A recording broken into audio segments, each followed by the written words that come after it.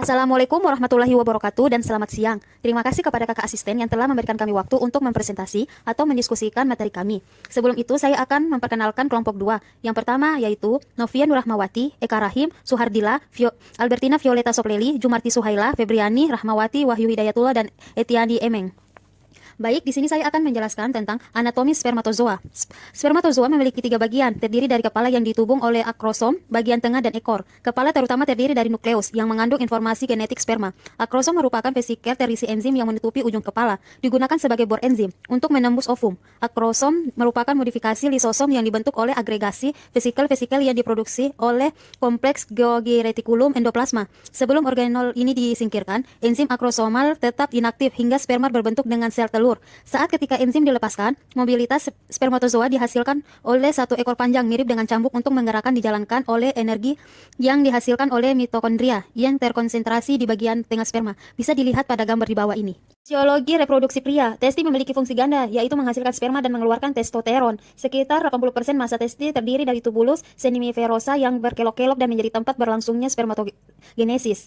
Sel-sel endokrin atau sel Leydig atau sel interstisium yang menghasilkan testosteron terletak di jaringan ikat antara tubulus seminiferous. Karena itu, bagian testi yang menghasilkan sperma dan mengeluarkan testosteron secara struktural dan fungsional terpisah. Nah, teman-teman bisa lihat di sini ada gambar anatomi testi yang menggambarkan tempat spermatogenesis.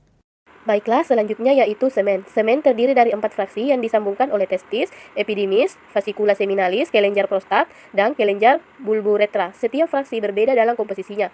Dan pencampuran keempat fraksi selama ejakulasi sangat penting untuk menghasilkan spesimen semen yang normal. Bisa dilihat pada gambar di bawah ini yaitu potongan melintang dan tampak interior organ genital pada pria. Pertama yaitu testi merupakan sepasang kelenjar di dalam skrotum yang berisi tubulus seminferus untuk sekresi sperma. Lokasi eksterna pada skrotum berkontribusi terhadap suhu skrotum yang lebih rendah yang optimal untuk perkembangan sperma. Kedua yaitu ductus ejaculatorius, menerima sperma dari ductus deferens dan cairan dari fascicula seminalis. Fascicula seminalis menghasilkan sebagian besar cairan yang ada dalam semen, yaitu 60% hingga 70%, dan cairan tersebut merupakan media transport untuk sperma. Ketiga yaitu kelenjar prostat yang muskuler, terletak tepat di bawah fasika urinaria, mengelilingi uretra atas dan membantu mendorong sperma untuk melewati uretra melalui kontraksi selama ejakulasi. Sekitar 20% hingga 30% volume semen merupakan cairan asam yang diproduksi oleh kelenjar prostat. Terakhir atau keempat yaitu kelenjar bulburetra yang terletak di bawah prostat berkonsentrasi pada sekitar 5% dari volume cairan dalam bentuk lendir alkalin tebal yang membantu menetralkan keasaman dari sekresi prostat dan vagina. Penting bagi semen bersifat alkali untuk menetralkan keasaman vagina yang terjadi sebagai akibat dari flora vagina bakteri yang normal. Tahap-tahap spermatogenesis. Spermatogenesis adalah suatu proses kompleks ketika sel germinativum primordial yang relatif belum berdiferensiasi. Primitif atau awal spermatogenia masing-masing mengandung komplemen diploid 46 kromosom, berproliferasi dan diubah menjadi spermatozoa yang sangat khusus dan motil. Sperma masing-masing mengandung set haploid 23 kromosom yang diterima secara acak.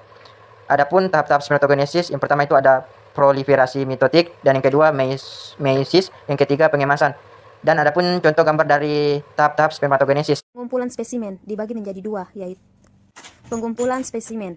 Nah, yang pertama itu pengambilan spesimen. Pengambilan spesimen dibagi menjadi 2, yaitu spesimen dikumpulkan setelah periode abstinensia seksual minimal 2 hari hingga tidak lebih dari 7 hari. Spesimen yang dikumpulkan setelah abstinensia yang berkepanjangan cenderung memiliki volume yang lebih tinggi dan penurunan motilitas. Ketika melakukan pemeriksaan fertilitas, World Health Organization atau WHO merekomendasikan bahwa 2 atau 3 sampel dikumpulkan secara terpisah dengan jarak waktu yang kurang lebih dari 7 hari atau lebih dari 3 minggu. Dengan adanya 2 sampel abnormal dianggap signifikan. Yang kedua yaitu laboratorium harus menyediakan gelas steril atau wadah plastik yang hangat untuk pasien. Kapanpun memungkinkan, spesimen dikumpulkan di ruangan yang disediakan oleh laboratorium.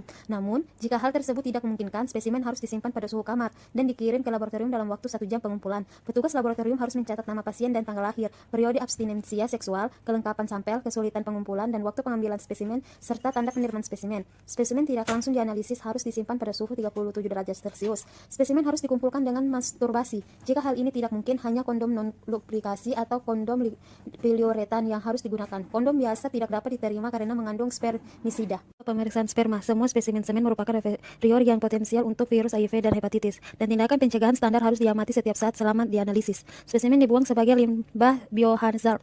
Analisis semen untuk evaluasi fertilitas terdiri dari pemeriksaan makroskopis dan mikroskopis. Parameter yang dilaporkan meliputi penampilan volume, viskositas, pH, konsentrasi, dan jumlah sperma, motilitas, dan morfolog. Baiklah, untuk selanjutnya adalah analisa sperma secara makroskopis. Yang pertama, pengukuran volume. Volume semen yang normal berkisar antara 2 dan 5 mili. Hal tersebut dapat diukur dengan menuangkan spesimen ke dalam silinder bersih yang dikalibrasi dalam skala volume 0,1 mili. Peningkatan volume dapat dilihat setelah periode abstinensi yang lama.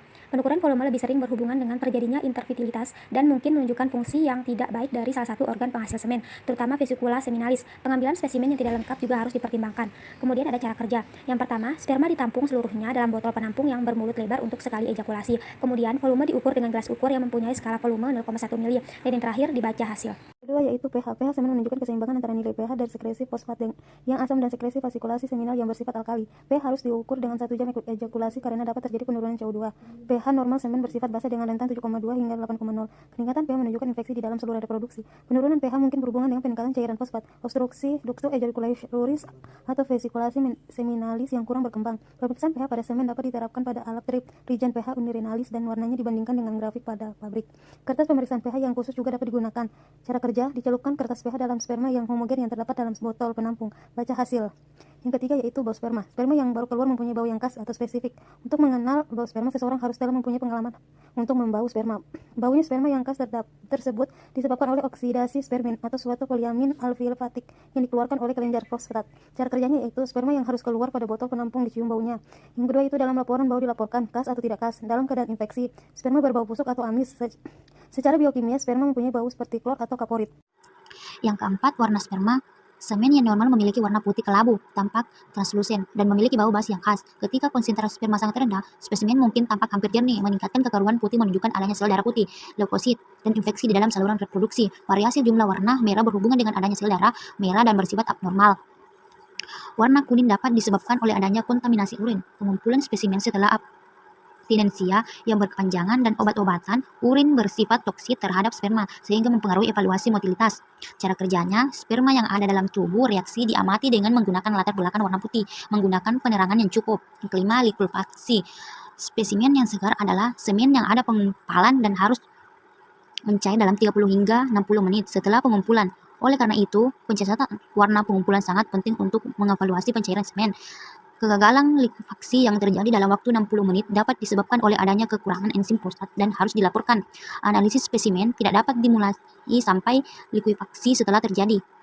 Jika setelah 2 jam spesimen tidak mengalami likuifaksi, volume yang sama dari saline buffer, ekpat fisiologis, tuberkol, atau enzim proteolitik seperti alfa kimoterapisin atau bromilain dapat ditambahkan untuk menginduksi likuifaksi dan memungkinkan sisanya dari analisis yang akan dilakukan.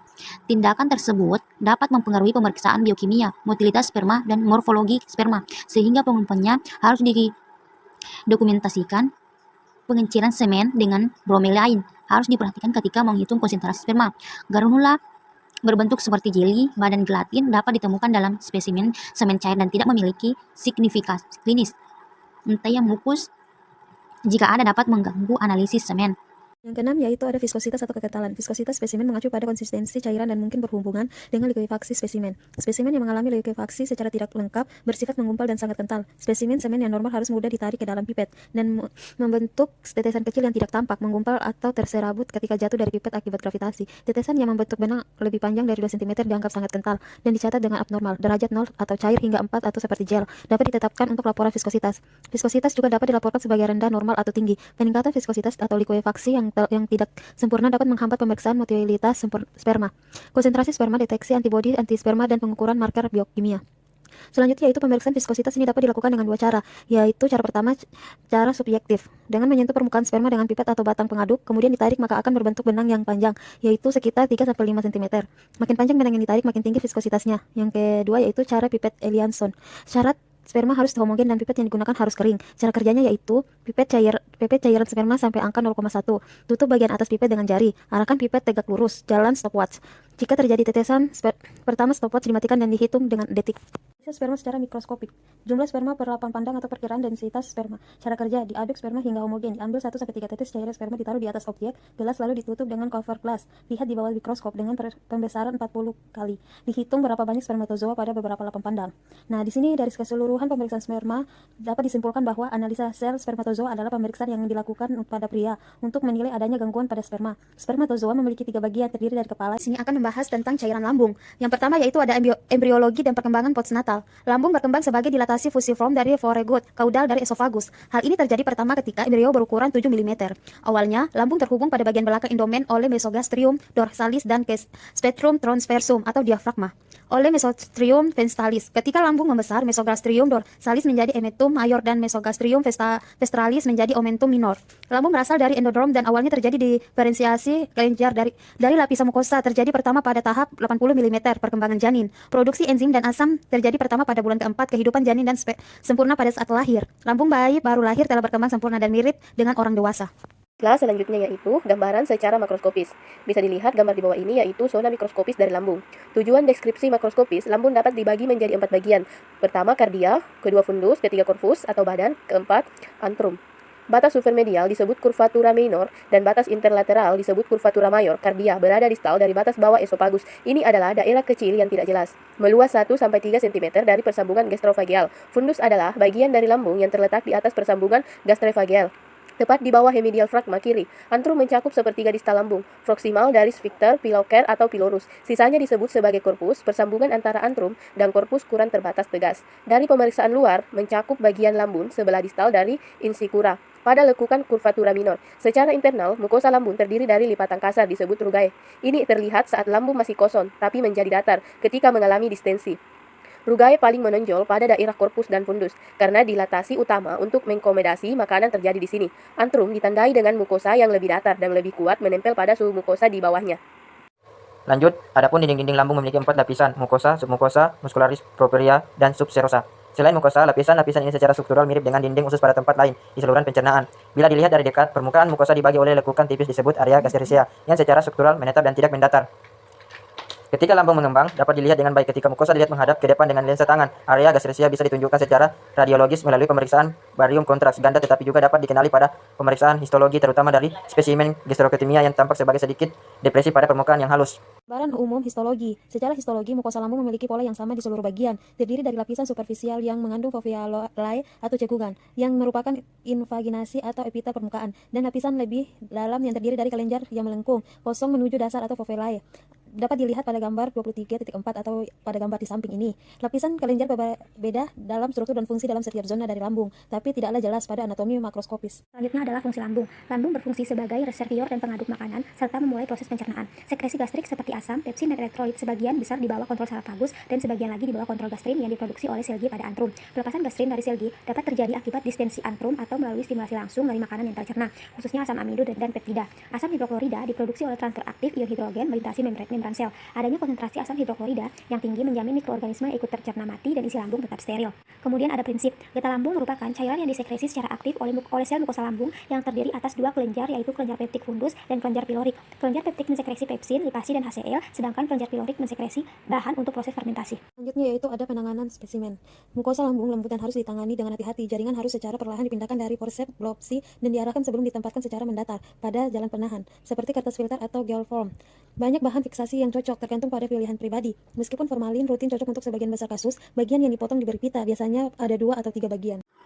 Untuk hasil terbaik, disarankan spesimen gastrektomi dibuka dan ditempelkan pada papan gabus atau flat horn lilin sebelum direndam dalam formalin dalam difikasi dalam semalam. Jika bagian diambil langsung dari spesimen segar, mereka hampir selalu memulung sehingga orientasinya tidak teratur pada segi akhir. Adapun alat yang digunakan yaitu wadah sampel, pipet ukur, tabung sentrifug, rak tabung, label, pipet tetes, kontrafug, objek glass, cover glass, mikroskop. Bahannya itu sampel cairan lambung, plastik.